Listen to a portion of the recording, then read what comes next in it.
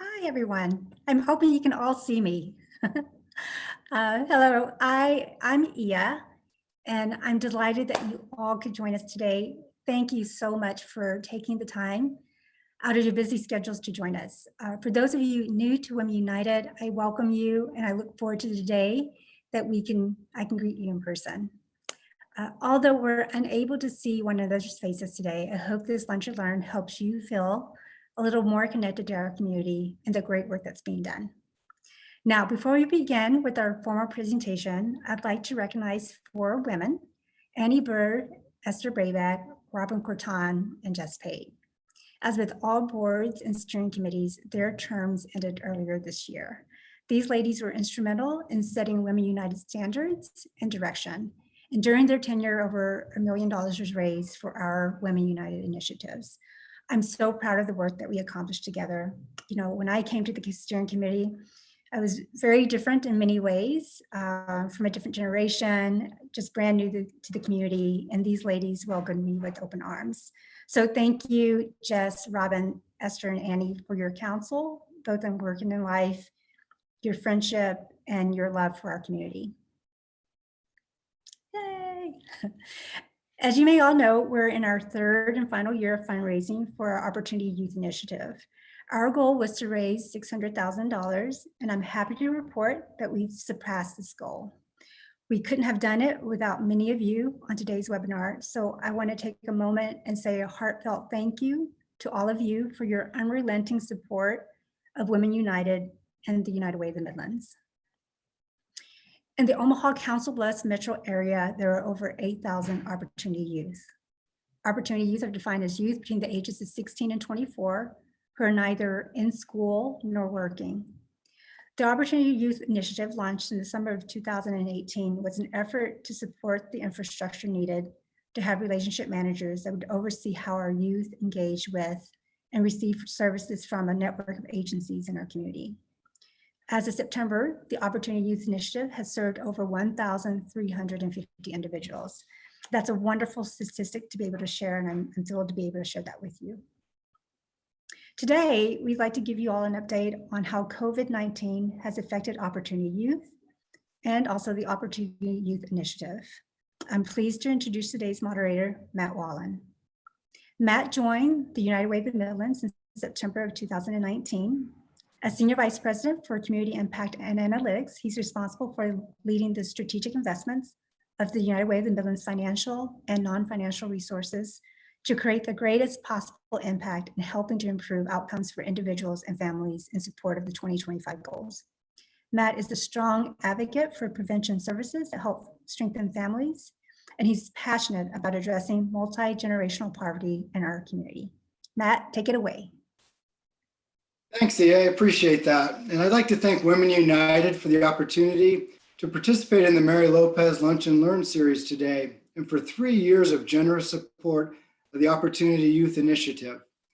With your generous support, we've been able to work with Project Everlast and our Opportunity Youth Alliance members to support thousands of young adults that need some additional support making connections to friends, family, school, and work. Thanks to your support of the work of our panelists today, over the last 3 years, significant progress was made in our community. As a state, Nebraska ranked 3rd best nationally with regard to the percentage of Opportunity Youth. When you look at the Omaha Metro, we were in the top 20 nationally based on percentage, just making great progress in our community. As our topic for today, a path forward helping youth succeed during a pandemic, what we are experiencing from COVID-19 is not going to be easy on Opportunity Youth. We know young workers have a much harder time finding work in a remote work environment. With businesses closing, work opportunities in retail and restaurants are very difficult to find. Remote learning in the classroom is much more difficult as youth can struggle with staying engaged in school. Students from different racial and ethnic groups are disproportionately impacted by the pandemic, grappling with illness, trauma, grief, and access to appropriate health care. The challenge is great, but thankfully in our community, we have a strong system and support network in place to continue this work with Project Everlast and Opportunity Youth Alliance partners. We're really lucky to have some of them with us today. The members of our panel have been on the front lines for years. We have Rhonda Newman from Project Everlast. Many of you know Rhonda, and if you don't, you should find some time to have a conversation with her. She has worked out of the Nebraska Children and Families Foundation since 2014. Rhonda runs Project Everlast and the Opportunity Youth Hub since its inception in July of 2017. No one cares more about helping youth and families enhance their protective capacities, as she has worked in child protective services for over 30 years. We also have Erin Weaver with us, also from Project Everlast. Erin is a central navigator and has been with Project Everlast since its inception. Prior to joining Project Everlast, Erin worked with system-involved youth and families from different jurisdictions from all over the country. I'm pleased to introduce our third panelist is Joanie Griffin. Joni is part owner of Therapy Place in Iowa. She has provided services through Iowa Aftercare services for over 17 years under a partnership with Children's Square. Therapy Place started working with Opportunity Youth within the past year. Joni has also invited Promise, and Promise has graciously agreed to participate on our panel today. It takes a lot of courage to be open to participate, so thank you for being here, Promise. Promise has participated in the program for about 4 months. She is a college student and a single mom. Promise is a very independent young woman who prides herself in her self-sufficiency and meeting the needs of herself and her daughter. Those of us on the panel with experience working in child protection and strengthening families know the most important voice in the room during any meeting is that of the young adult. We're grateful to have Promise with us today and grateful for her perspective. We can take 1,000 years of work experience, but it really doesn't equal one day of the real struggle that Promise has been able to overcome. So now we're going to hear from our panelists. Each panelist will give a brief overview of their experience in agency.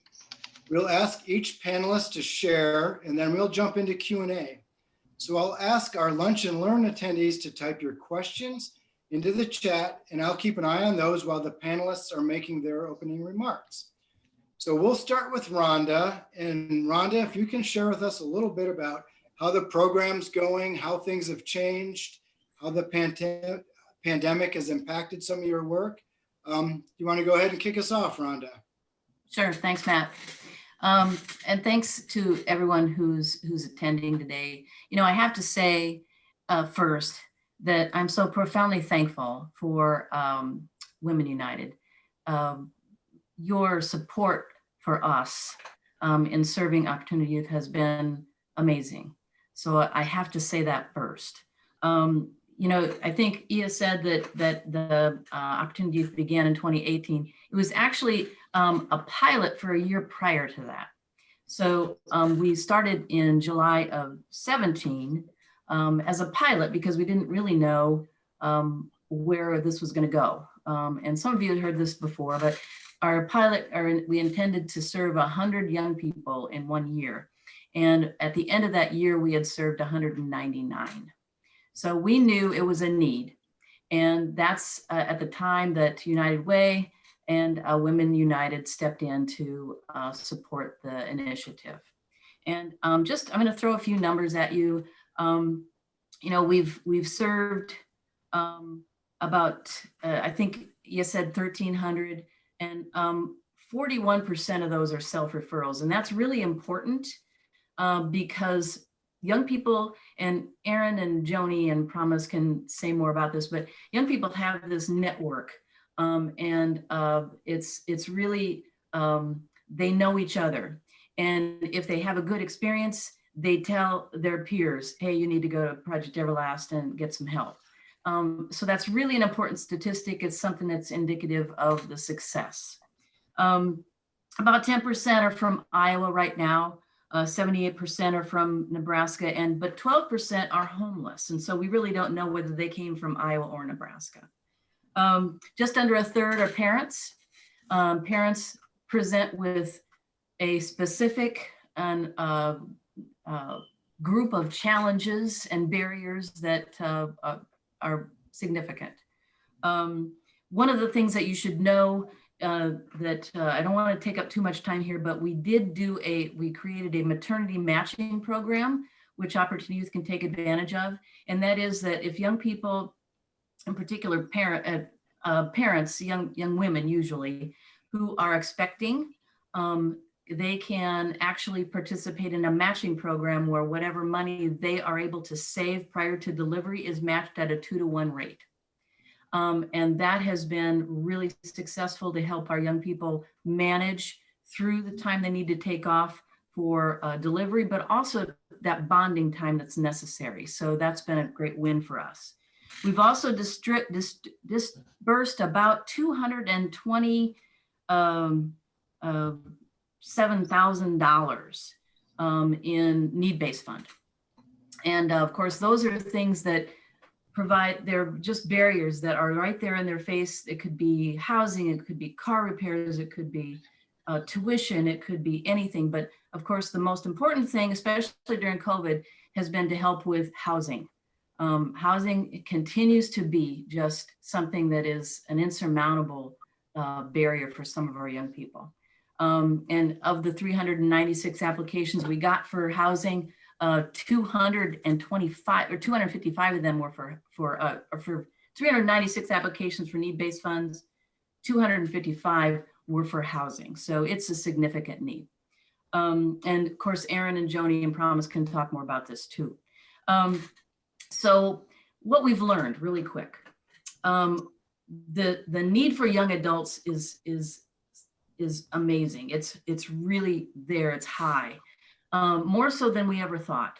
So just to give you an idea, 64% of the referrals that we get, 64% of them are over 19, but 41% are over 21. So the young adults in the community are really the ones that have fallen through the hole. They've fallen through the crack. And that's what we discovered with Opportunity Youth and what we've been able to offer.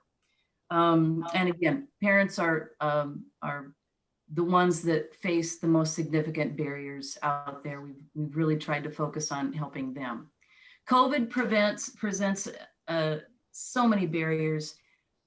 Young people enjoy relationship. And so it's been a challenge to create and sustain those relationships.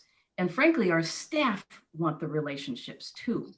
That's something that really drives the success in this work is relationship. And so it's been challenging for both staff and young people. It's provided some opportunities to learn some new things too, which once the pandemic is over and in our rearview mirror, we'll be able to look back and figure out how we've been able to maximize the use of technology. And those lessons we will keep as well. But I think I will leave it to Aaron and Joni and Promise to talk more about the rubber hits the road types of issues. So again, thank you so much. Much appreciated. Thank you, Rhonda. We really appreciate it and appreciate your participation today. Next, we'll go to Aaron Weaver. And Aaron, if you can share a little bit about some of your work experience and what you're seeing on the front lines. Sure. First and foremost, again, thanks for the opportunity to come here and talk to everybody and share their perspective. And thanks just for the opportunity to work with the young people in the community. I think that this was kind of one of those things where if you build it, they will come kind of a thing. And like Rhonda said, I don't think anybody was prepared for the overwhelming response that came from the community and the young people. It took quite a bit of time to gain trust.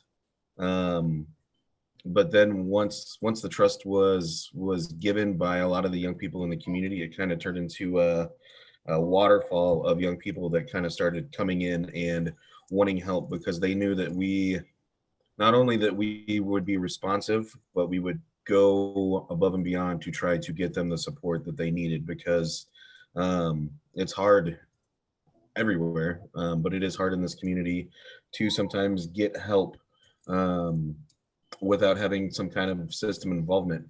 And these are the same kiddos usually. A lot of these kiddos that are opportunity youth that had never had any system involvement still had absentee parents or still faced trauma.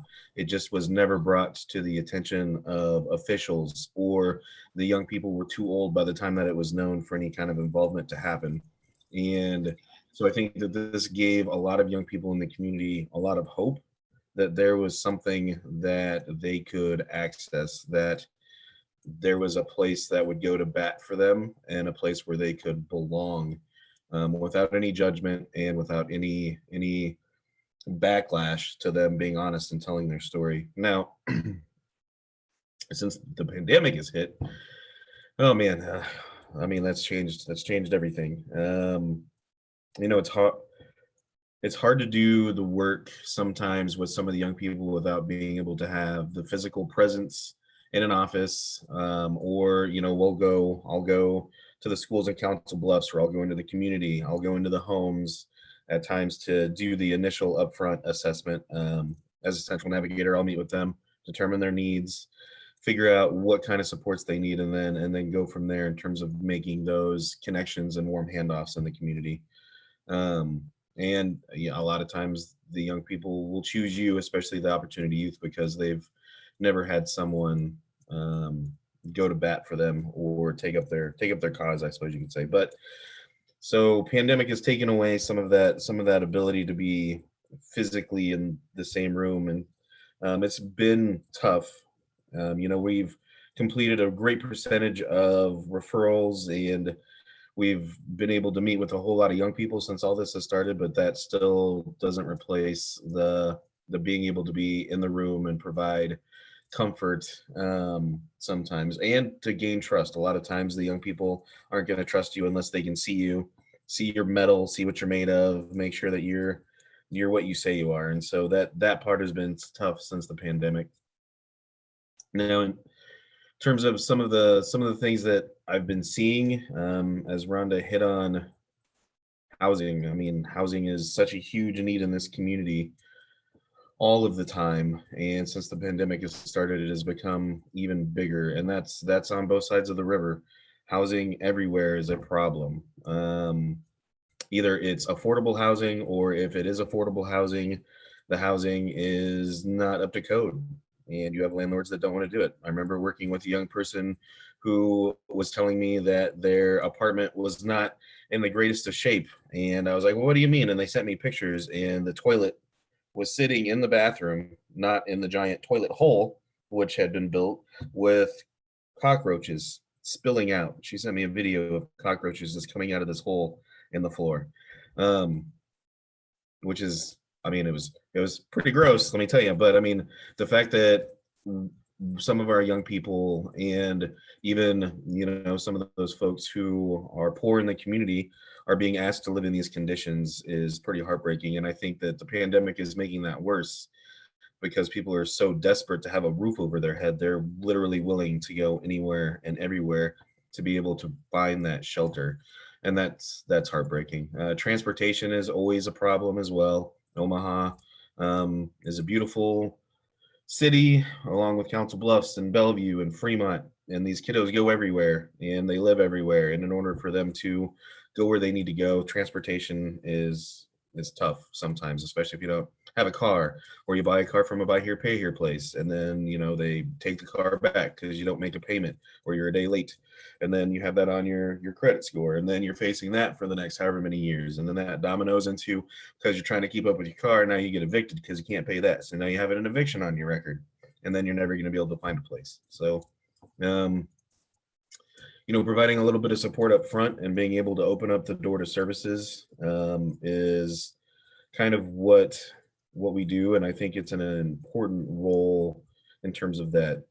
And I think that hope is kind of whenever anybody asks me what I do, to give a short answer, I tell them that I tell them that I deal in hope, because I think ultimately that's really what we do, is that we try to make sure that young people realize that there is hope in the world and that there is something to hope for. Council Bluffs is an interesting community, and I'll be super quick here, and then Joni and Patience can go from there. But Council Bluffs is an interesting community because I started going into the schools and I would be sitting across the table from a 17-year-old, and they would not trust me. They didn't believe that they could tell me anything. They thought that if they did tell me something, I was going to immediately try to get their parents in trouble or go to the police or get someone arrested or have them removed from their home. And then once the conversation, and sometimes the conversation had to start with, how do you like your pancakes? Do you like waffles? What's your favorite kind of tree? I mean, and then once the trust is established, you'd hear these, or I would hear these stories about a 17-year-old who's working full time while trying to graduate from high school because mom is a meth addict and they have three younger siblings that they're trying to provide for and get to school every single day while also trying to worry about their own needs. Or you would hear about working at Subway, being a manager and thinking that that was the pinnacle, that there was nothing further out there, and that they would forever be a manager at Subway and that was going to be the best thing in their entire life. Not by choice. If you choose to be a manager at Subway, awesome. I love Subway, obviously. But if you don't know that there's something more out there for you, then that immediately takes away the hope. And it took a while to get into the Council Bluffs community. It took a while to get into some of the communities within Omaha, the developmentally different and homeless population everywhere, super silent about what their needs are. But once the egg is cracked, then the egg goes everywhere, right? So it's been an interesting experience to see the needs in all of the communities, but they're all our young people, whether it's in Council Bluffs where it can be super difficult to get into that community and to try to provide that help, or whether it's going down the street in Omaha to finding 30 homeless kids under a bridge somewhere to try to give them sandwiches. They're all our kids. They go everywhere. They're back and forth, and they all belong to us as a community, and we have that responsibility to help them. And this initiative and this program has really helped us to realize what the need is and to be able to help us do the work that we do. And then I'll pass. Great. Thank you, Aaron. We really appreciate that perspective. That's great. Then we'll go to Joni. Do you want to talk a little bit about your previous experience in Aftercare and maybe how this work is different with Opportunity Youth? And then also to Promise, if Promise wants to share a little bit about her story. And again, thank you, Promise, for being here with us today. We just greatly appreciate your time and your willingness to share a little bit today. So I'll turn it over to Joni and Promise. Great. I'm adjusting my screen a little bit so you can kind of get Promise in there some. And you can't see her, but we've got adorable little Belle under the table here talking to us. So maybe we'll get her in the screen later. I would second everything Aaron has said. I've worked primarily in Iowa, and I've worked with the Iowa Aftercare program, as you mentioned. And, starting with the Opportunity Youth Group in the last year, there's some differences and there's a lot of similarities in the kids that I see through both programs. I would say, first off, there's an age range difference. The Iowa Aftercare program has primarily served kids 18 to 21, and just recently kind of branched out to include kind of an extension for kids up to age 23. So it's kind of just a smaller net that they cast. And the other thing is, it's generally kids that are straight out of a foster care placement or juvenile justice placement. So they're kids that have not been out on the streets quite as much as generally. So the kids from Opportunity Youth, they are more likely to have already been out there quite a bit. I guess I see it as the Opportunity Youth kids are more likely to be a little bit more street smart, maybe a little bit more needy, sometimes a little bit more already just kind of battered by life a little bit more, not literally, but just like had to put up with kind of all those things that Aaron talked about and kind of come up against it already. And I think that in some ways it really shows their resiliency in that they're not out of hope. They're just coming to us with, all right, what do I do next? And the COVID pandemic has just doubled all of those things. It's the same thing as the housing and everything else has been made that much harder. And I think they're just as, it's complicated for them as much as it is for us. And housing is just kind of one of our giant things to be up against all the time. There's all of the usual complications with housing, but now when our last resort is to help a young person get into shelter, but it's hard to argue against, I don't want to go to shelter because there's, 80 people there right now who have COVID. Well, that's true. And I can't argue that. And that's not really the greatest place for them to go at the moment, even though those resources in our community are pedaling as fast as they can and trying as hard as they can to be a good resource. So that's tough in our line of work for kids. Our kids are pretty vulnerable, but they're trying really hard. I think that one thing that we see as a trend these days is that services are becoming even more specialized. So although there've been a lot of resources out there and we keep looking for more resources, I think some of our resources are starting to really narrow down and figure out in what way they can serve what population, and trying to more specialize in something specific. For example, there's some new grants out in Iowa to serve kids with a HUD voucher that is specifically for kids that came only out of foster care. So there's other similar things that have really narrowed down, become more specific. How does that affect our jobs? Is that I think that we have to become all the more diligent of keeping up on the resources in our community. And that's not always easy. There's a lot of meetings to attend, a lot of people to talk to. There's just a lot of networking, and sometimes it's hard to spread yourself that thin, but you have to, at the very least, be in contact with somebody else who went to that meeting if you couldn't make that meeting, and staying up on resources. So, I anticipate that's how our jobs will continue to unfold, is that we'll just have to continue to keep learning, keep finding new resources, keep digging in that way, and keep networking with each other so that we know how to best help the kids. I think that we will keep coming across a youth that we're not sure exactly what to do with that problem. And I might have to reach out to Aaron and say, I have no idea. Do you know what a resource is for this youth? And he might have come across that problem before. And that's kind of how we all do our jobs. If I have a message out there to all of you, I think it's that there will always be a need for your assistance. There will always be a need for your assistance with funds and with attention to the kind of problems that we're trying to address. We're never going to be finished. We're never going to have enough. There's just always going to be ways that we can utilize the funds. There's always going to be ways that we want to help kids more. Promise and I talked a little bit yesterday about what kind of ways she can help out in our conversation here. And Promise has been just such an independent person and a generally private person. So I really appreciate that she was willing to kind of come on with us and talk a little bit.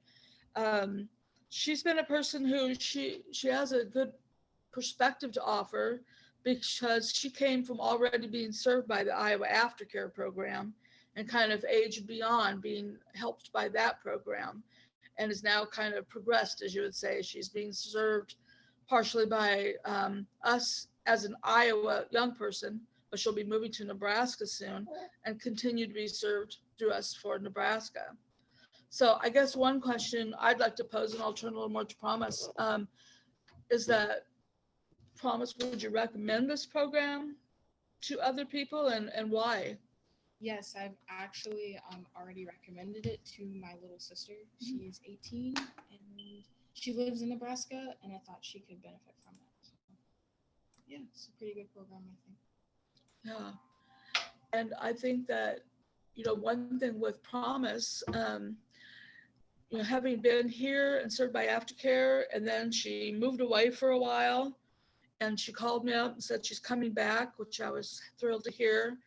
And I think a lot of the upfront work with Promise was kind of pounding the pavement looking for an apartment when she was coming back. So it's a little front end before she even came back.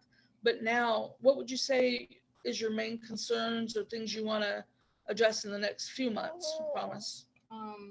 Housing again, being able to get into another apartment in Nebraska because I don't really have any credit or anything. And a lot of people don't want to deal with that, I guess. So. Yeah, still getting housing again, even though she's secure in housing for the moment. The next move will still be probably an issue, trying to find something. And what are you've been doing really well for the most part with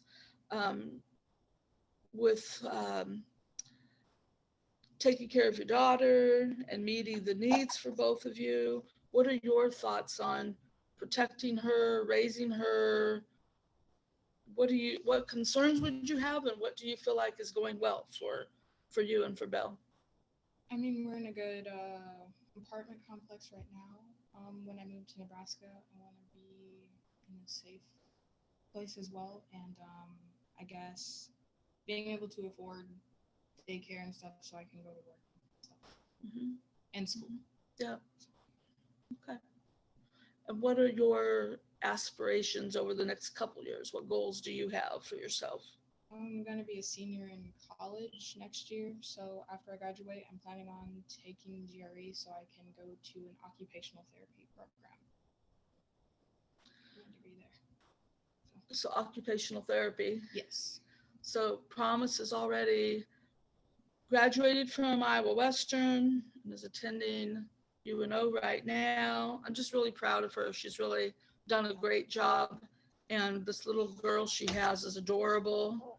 And she's a very protective mom and is doing all the right stuff for her daughter. So I'm really impressed and proud of her on that front as well. So we're working hard over here in Iowa, and we're hoping that we're making everybody proud with what work we're trying to do on this side. And I will throw in one little bit about Iowa as well. I grew up here in Council Bluffs myself, so I carry a little tiny chip on my shoulder, and I'm a little, protective of Council Bluffs. And so when I hear sometimes people say, "Oh, Council Bluffs doesn't have anything," or "Oh, I get a hold of her, she's coming to me." Hi there, sweetheart. I have kind of a, feeling of, well, Council Bluffs is my home. It's my hometown. It's a great place to be. And it is. But I will remember that when I was a kid, I complained that there was nothing to do, and there wasn't very much to do. And as an adult now, looking at it from another perspective, we still need a lot more. We need a lot more. And even with this specialized group of kids coming out of foster care, they need a lot more services as well. The Aftercare program is a wonderful program. I will say everything good about that program. Love it. Obviously, I've been with it all these years, but we need more. There needs to be more. There just needs to be a greater net cast, because there's a lot of kids that don't quite fit the criteria for that program and still need more services. So that's all my thoughts bundled up for you. Thank you, Joni, and thank you, Promise. We really appreciate your participation today. What a beautiful little baby. That's great. We heard a little bit through from each of the panelists to kind of a little bit about the difference between Omaha and Council Bluffs in the bridge. I guess maybe not a bridge, but the river separating the two communities, but it makes up all of one Omaha metropolitan area. Rhonda, can you talk a little bit about, the pathways between Omaha and Council Bluffs and what you've been working on and what you're building between the two communities to ensure access to care and access to services for all young adults in those two communities? Sure. Early on, it was revealed to us that we needed to strengthen the relationships between Iowa and Nebraska.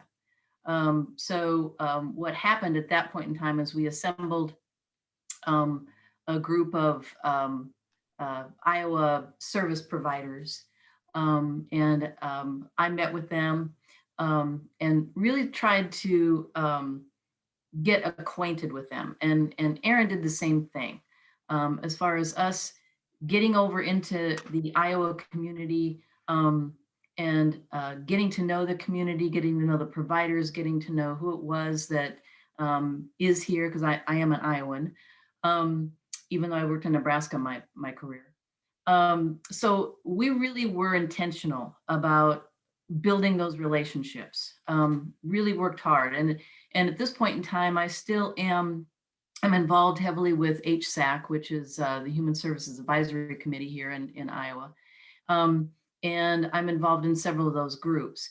And it's important that that happen, because now I can start to, and Aaron can start to connect what we do in Nebraska with Iowa.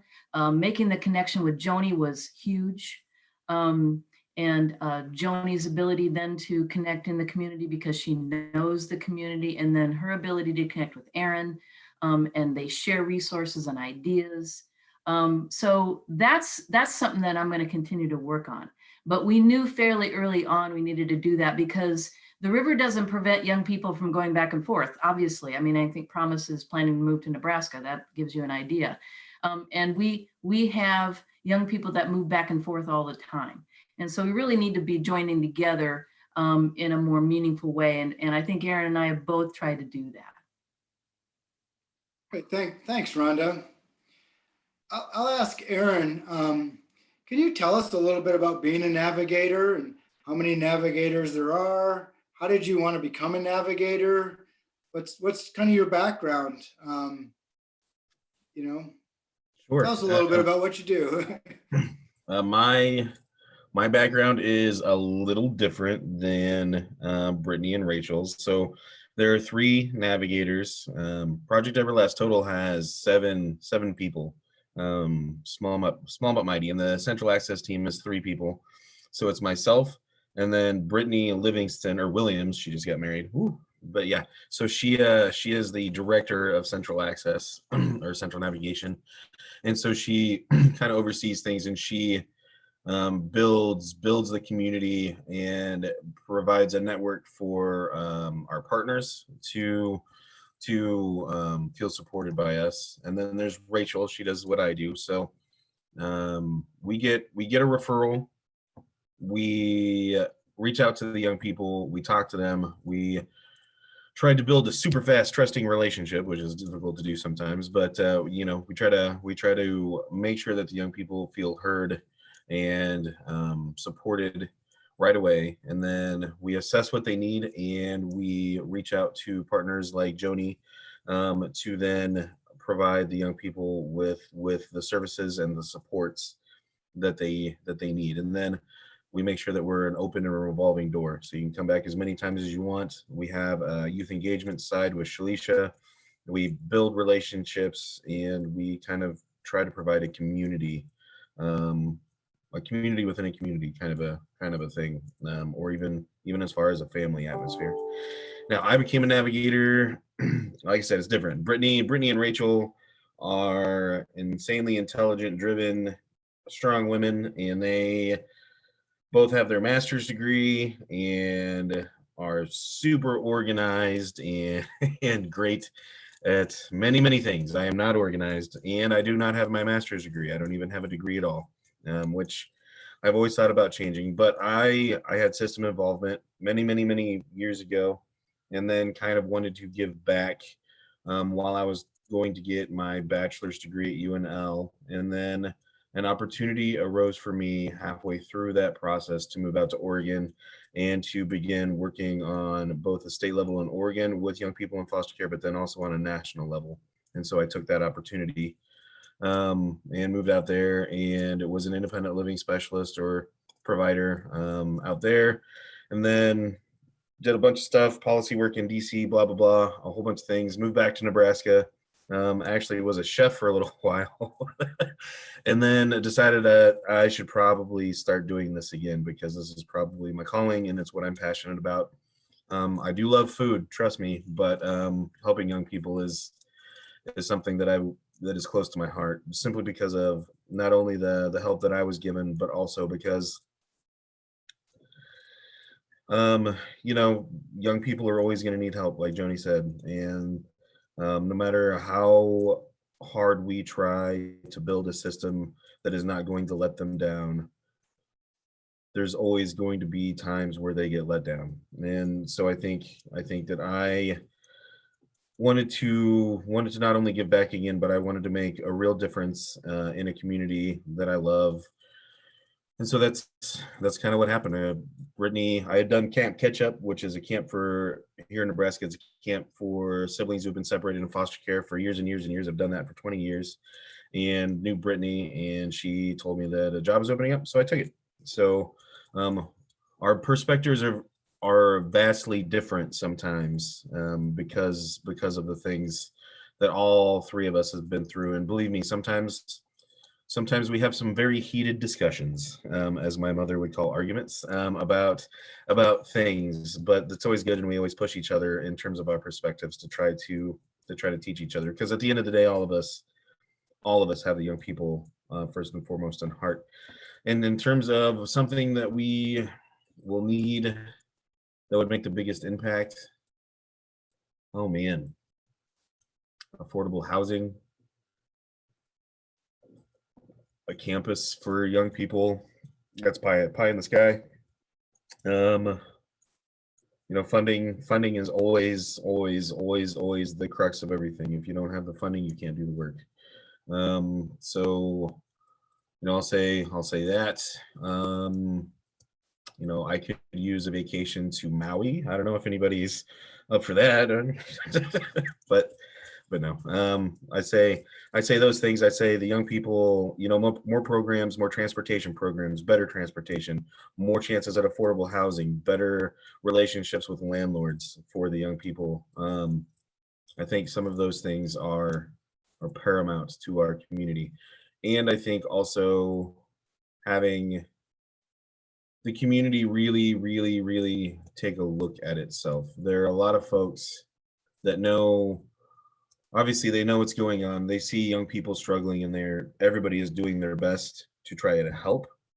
But I think that sometimes being really honest with ourselves in terms of exactly what is provided, and maybe changing some of those responses to more trauma-informed, youth-friendly, youth-driven responses might be an important thing as well.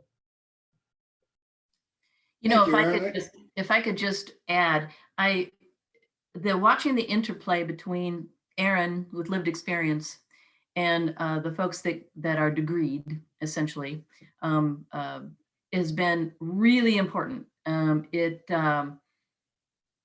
It really illustrates the need for the perspective from folks that have been in and experienced the system to be heard. Aaron's very passionate. He makes his points known and challenges everyone, and it makes us better. So I would echo what he said.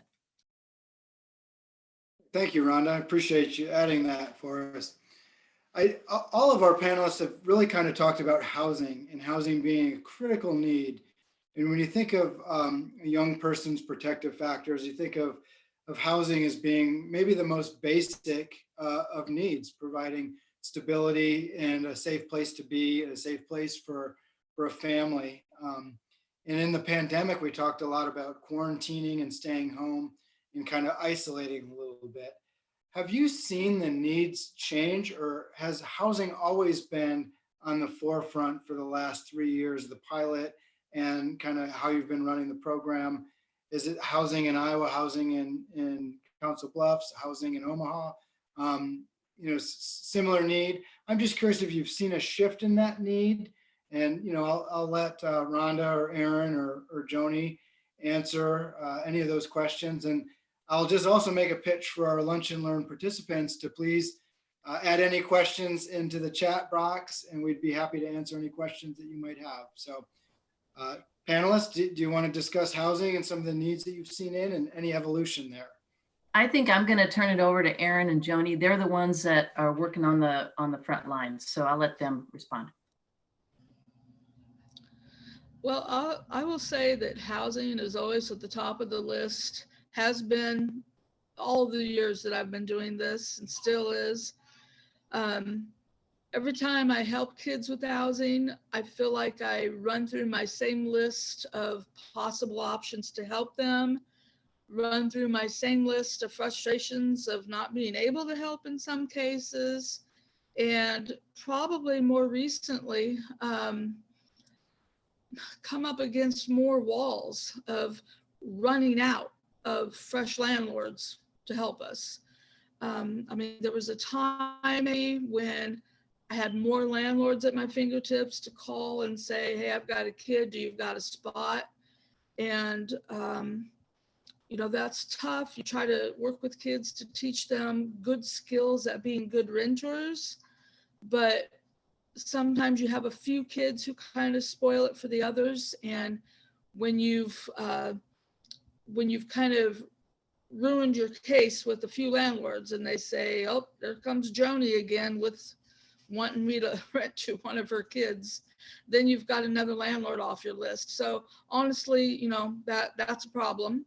So developing new and better relationships with landlords and continuing to teach youth good skills for being good renters, that's on us. We have to keep doing that. Having properties that are well maintained, like Aaron talked about that particularly bad situation, that's just commonplace. There are places all over Council Bluffs. You know, I do not have the experience in Omaha, but I will tell you there are places all over Council Bluffs that you don't want your relatives moving into. And when I look at them, if I don't want my son or daughter moving in, then I don't want my aftercare and opportunity youth kids moving in either. So I personally look at any apartment that my kids are moving into, and you know, I pretty much have the list on the top of my head. If my kids are looking to move in, I just say, okay, tell me what places you're thinking of. And I'll just quickly say, no, don't even go look at it. Nope, don't look at that one. Avoid anything under this agency's list.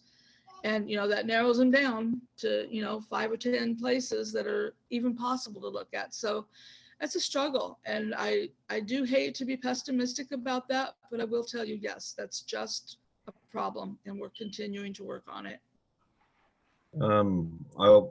Here's one thing about this community as a whole, and Joni hit on all of the truth, but here's the one thing that I'll say. I've worked in Portland, I've worked in Tulsa, DC, have been a public speaker all over the country, Providence, Rhode Island, you know, Louisville, Kentucky, New York. And here's the one thing, this is a problem everywhere. Housing is a problem everywhere. And I feel like sometimes we are a very proud community, and we should be, but we can't take it personal that we need to do better about something, because it's just the truth that housing is a problem, and it's a problem everywhere. So I think that coming together and recognizing that as a problem is an important thing for us to do. And I think that's the first step, is just to say the words, we have a housing problem.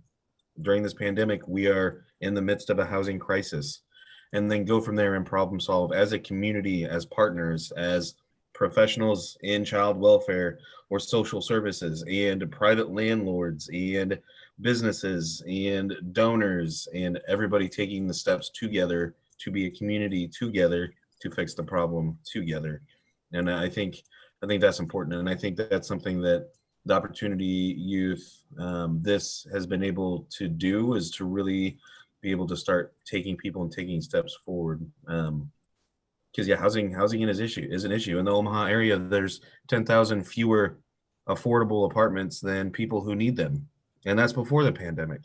So it's a problem, and it's going to continue to be a problem. We were running a hotel emergency program for a little while, and in 3 months we put 58 kids who had nowhere to go, both individuals and young people with kiddos, into that hotel. And you know, we had a good success rate while it was going, but some of those stories, especially during this pandemic, are heartbreaking. A mother who was pregnant with twins living with 2 toddlers in her car, all of the time. She would literally go into a bathroom to clean up before she went to her full-time job. After she dropped her kids off, would get off super late, go see her kids, go to her second part-time job, get done with that, go pick her kids up, spend 20 minutes with them before she would put them to sleep, try to get sleep herself, and then wake up and do it all over again during a pandemic, living out of her car with kids. And so it's just something that we're just going to have to do better, but we need to do better together. We need to do better as a community. It can't be just one side. It's got to be everybody together. Aaron, can you talk about what happens when the CARES funding runs out at the end of December, and what we plan or what we are afraid of happening? Yeah. So right now, we have and yes, I am always thinking of safety when I talk about housing. And my views on that are, it's difficult because I've been homeless myself, and a roof over your head is a lot better than having snow falling on you in the middle of the night when it's super cold. But nobody should have to live without a toilet. Nobody should have to live without or no one should have to have cockroaches as your main roommate. If you are waking up and saying hello to George the cockroach every single morning, it's probably not an okay thing. But that's the reality of what we have right now in terms of affordable housing. So some way to fix that would be better. But so CARES funding, we have a lot of money in the community, and money does not fix everything, because if you throw a $20 bill at the wall, guess what happens? It just bounces off. So in order for some of those problems to get fixed, we have to take down the wall. But in terms of the actual money, we're pumping money into the community, and we're doing it at such a rate that when that money goes away, it's going to be like a money cliff effect, where all of a sudden we have all of these kids that are still affected, or young people, well, these young people who are being affected by the pandemic and not having places to go, still not having work, still not having childcare for their kids, still not having adequate insurance, still not having adequate mental health and healthcare and all of these things. And we're throwing money at these things right now because we have it, and because they've been affected by COVID. And then all of a sudden that goes away, and you still have these kids that are being affected by not only the pandemic, but just by life. And all of a sudden we have nothing, no money, or not as much money to do those services anymore. And I am very afraid, and I've been saying this for a while, and I am very afraid that we're already in a housing crisis, but I am very afraid that it is going to get a lot worse in terms of people sleeping on the streets and dying of exposure and some of those things. And I take that personally. As a member of this community, I take it personal if a young person dies of exposure. That is not something that should happen ever. But it does happen. So, and back to some of the things that we might need, like a 24-hour drop-in emergency shelter, something I've been pushing for a second. So I'm gonna say it really fast. I think 24 hours, the job isn't 8 to 5, and that housing thing is true of that. Kids are on the street 24 hours a day. So I think it was asked in the chat, how do we know when we're successful? I can only give you my perspective. And that is that we have a sustainable system of supports for these young people. Joni said it, we're always going to have these young people, but right now what we know is that they're falling through the cracks, and we probably only just scratched the surface of creating some system of support for opportunity youth. We've been fortunate enough in Nebraska to have supports in place for young people who have had foster care experience for 12, 13 years now. And it's pretty good. It's solid. We do not have that for opportunity youth. And so what I would say as a success, and what I'd like to see in 5 years, is for us to have that same sustainable support system for these young people, to access, and for them to lift them up so that they can go on and be like Promise is, who's got the world of potential ahead of her. But without those supports, the hope dwindles and fades. And so that's what I would like to see. Thank you, Rhonda. I really appreciate that perspective. And we're going to end our panel on that note. Again, I want to thank Women United for 3 years of super generous support. Thank Women United for the opportunity to be on this Mary Lopez Lunch and Learn session today. And then thank all of our panelists for your time, your hard work, and your dedication to the young people in our community and really making our community a better place. So with that, I'll turn it back over to Ia. Thanks, Matt. So I myself want to thank Matt, Rhonda, Aaron, and Joni for your insight and your work with our youth. Promise, thank you for sharing with us your experience. It was very brave of you to do so. And we always need to hear more voices like yours. Additionally, I'd like to thank Pam B.L. Hill. If I said that right, Pam, I'm Southern, so I kind of want to draw out the B.L. Hill, but B.L. Hill, Kimberly Van Horn, and the United Way staff, Rachel McGinn and Jill Samuelson, for putting together an informative and inspiring Lunch and Learn. Rachel asked me to relay to you all that you'll be receiving a post-event email, which will contain more information about Opportunity Youth, Project Everlast, Therapy Place, and how you can continue to support our Opportunity Youth. This was our first virtual event, so please feel free to send your feedback to me or Jill Samuelson. We'd love to hear from you. We welcome any suggestions for future Lunch and Learn topics, and or if there's any community need that you feel should be considered by Women United as a possible initiative to take on. We'd love to hear about those as well. This Lunch and Learn was recorded, and we'll share the link with you so you can forward it on to anyone you know who would be interested in listening to today's discussion. If you'd like to learn more about Women United or interested in playing a larger leadership role within our affinity group, please let us know. We'd love to explore the possibilities with you. And lastly, everyone, I wish you and your loved ones health, joy, and luck. Have an early happy Thanksgiving to you all, and goodbye for now. Thank you.